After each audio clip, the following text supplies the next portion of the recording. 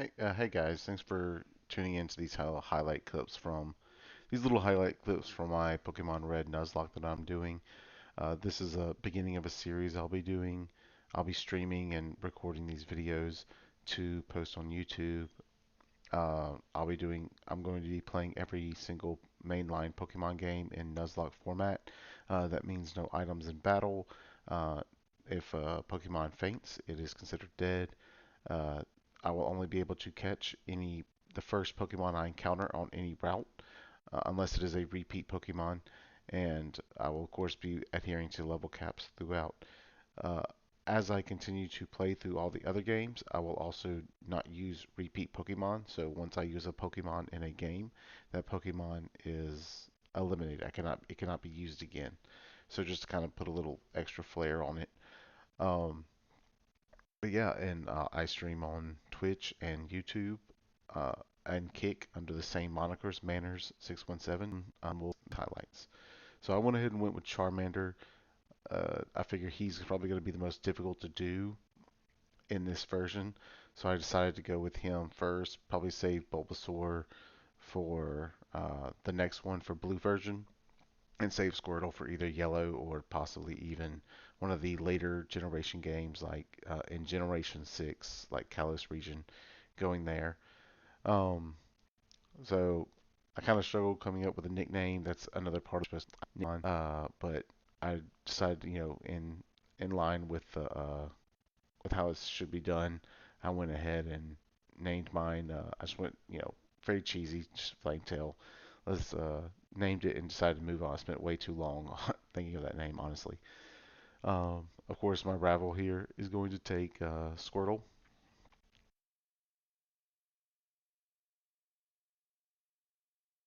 and we're going to get this first battle going. Uh, Obviously, also another part of the Nuzlocke rules: if the challenge does not technically start until you have Pokeballs to actually catch other Pokemon. So if I were to have lost this battle, it would not have like ended the run, right? I would not have had to have immediately restarted. It's a mandatory one Pokemon battle, so they don't these that's why these don't start until you have Pokeballs, so you can actually catch other Pokemon. Um, I went for the straight offensive approach on this one, just trying to get rid of him as quickly as possible. He scared me a little bit as many times as he used Tail Whip, because that next tackle coming up here was going to hit pretty good. I was hoping for a crit with that scratch to go ahead and finish him off.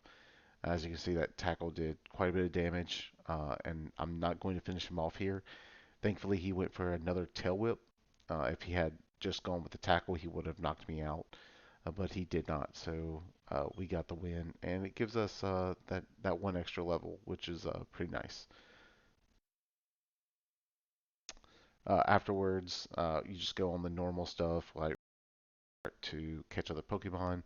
My first encounter on Route 1 was a Pidgey, so I went ahead and caught that Pidgey, and I named him Birdie. Right, went pretty uh, pretty simple with it, just Birdie.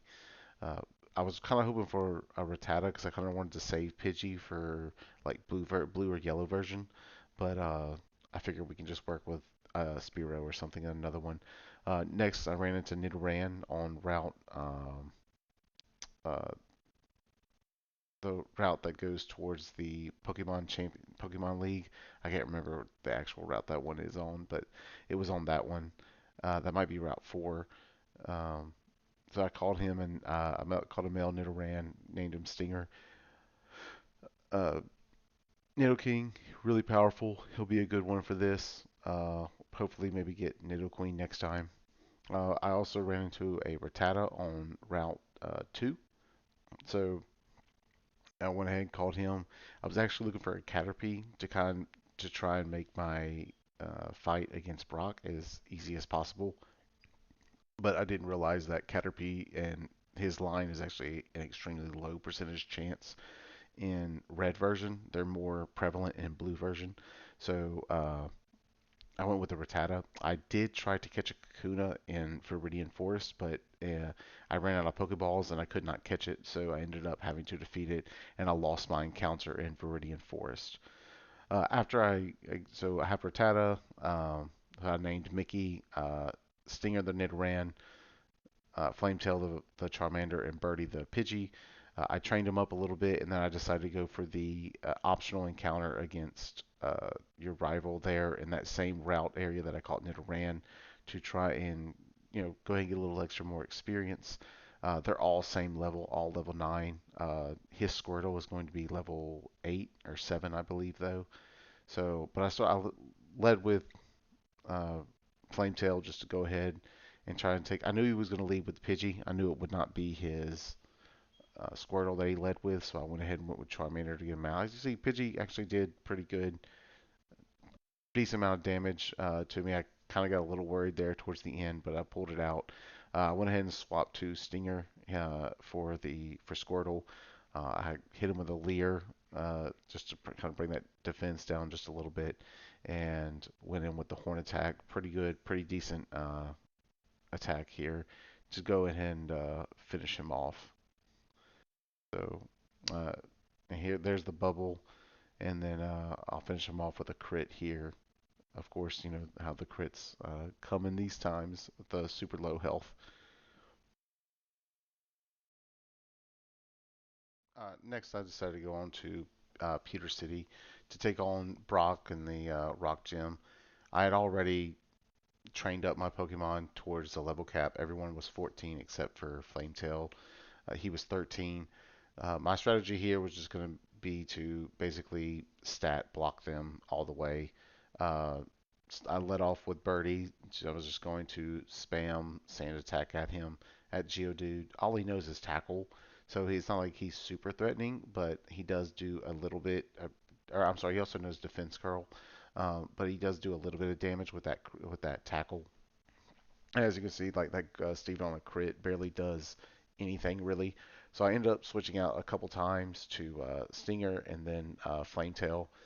Uh, Here I end up actually just going with the Ember, even though it's not very effective. Geodude's special is so low that my special attack is actually pretty okay. That my Ember that does special damage is actually pretty okay against him, and it bypasses the defense curl since that's physical and this is special.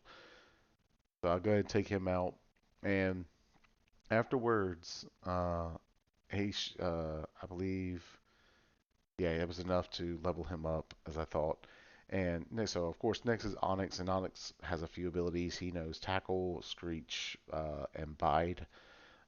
So I switch back to Birdie, and first thing to do, we just want to get his accuracy like super low, so he can miss a lot on the tackles, right? Onyx is going to try and return the favor with some screeches, so that to kind of increase that damage he will do with the tackles that land.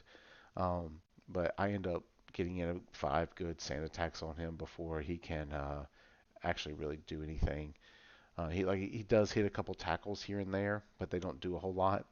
And bide is really the thing that works for me here, because as long as I don't hit him with a physical move when he uses his bide, then it just does 0 damage. So even with Charmander, as you know, being weak to Onyx and Brock, it just doesn't really matter because I just don't attack, right? So he uses bide, I just use growl, right? Lower his attack a little bit more until it goes off, right? And it'll say, Onyx unleashes energy, right? And it misses because he didn't actually charge up any of that damage from the bide, right?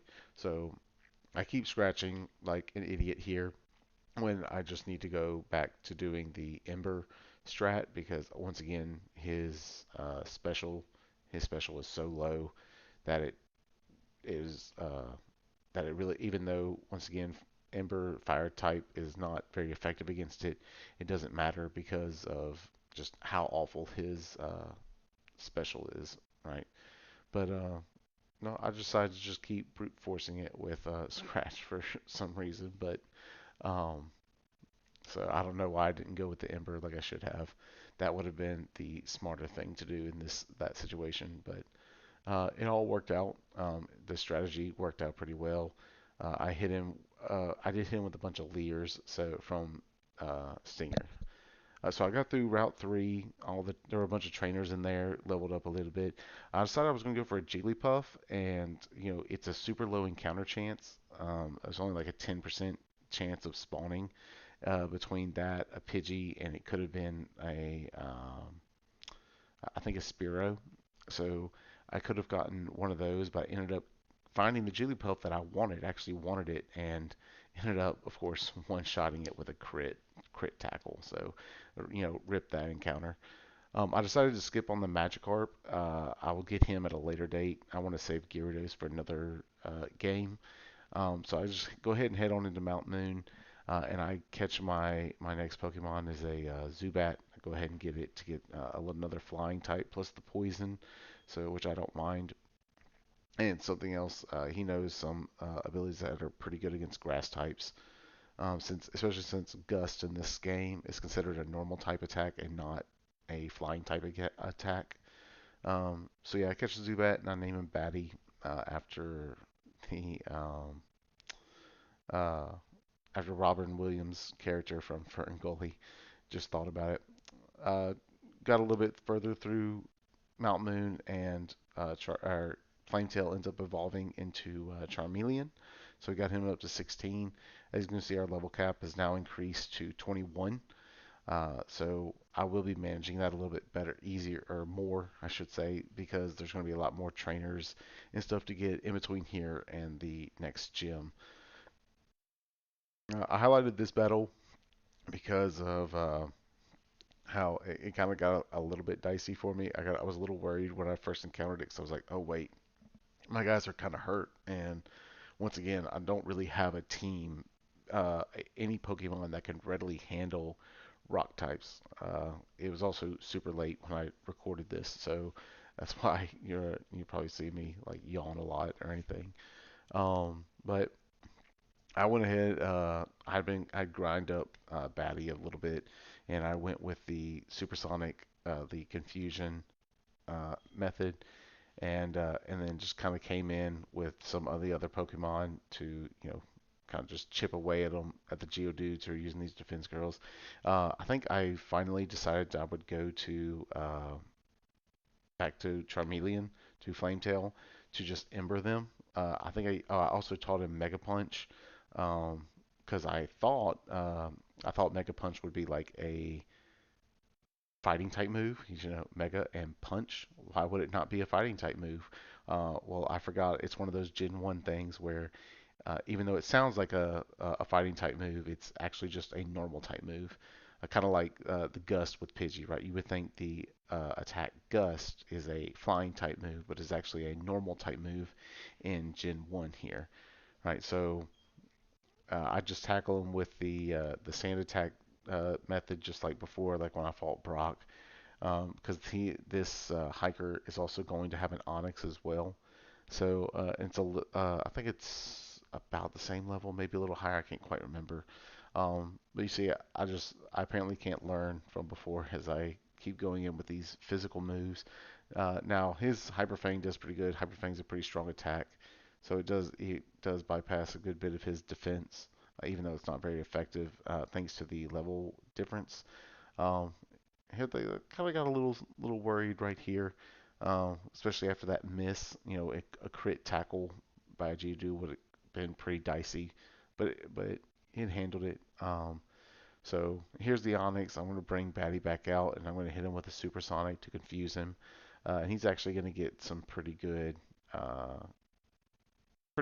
use out of that confusion. I think he hits himself like 2 or 3 times to kind of like really balance out the rest of the team. So yeah, I'm going to bring in Flametail here, and I'm going to use a couple Mega Punches on him, I believe. So he's going to hurt himself.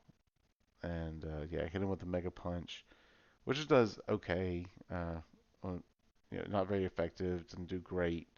So, and finally there, I was smart enough to finally go back to the Ember.